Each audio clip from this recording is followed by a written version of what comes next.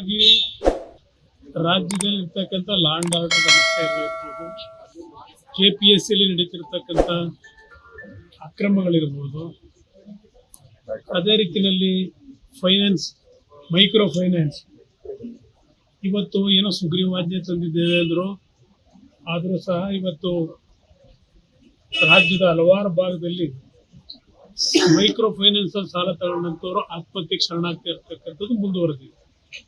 ಮತ್ತು ಬಾಣಂತಿಯರ ಸಾವುಗಳಿರ್ಬೋದು, ಮತ್ತು ರೈತರು ಕಳೆದ ಬಾರಿ ಹಲವಾರು ಭಾಗದಲ್ಲಿ ಅತಿವೃಷ್ಟಿ ಅನಾವೃಷ್ಟಿಯಿಂದ ರೈತರು ಸಂಕಷ್ಟಕ್ಕೆ ಒಳಗಾದರೂ ಪರಿಹಾರಗಳು ಸರಿಯಾಗಿ ದೊರಕಿಲ್ಲ.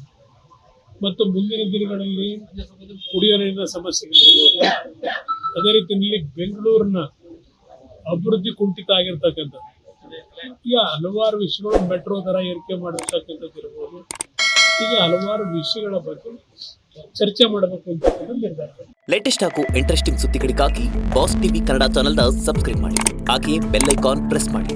ಇದರ ಜೊತೆಗೆ ಫೇಸ್ಬುಕ್, ಇನ್ಸ್ಟಾಗ್ರಾಮ್, ಎಕ್ಸ್ ನಲ್ಲೂ ಮಿಸ್ ಮಾಡದೆ ಫಾಲೋ ಮಾಡಿ.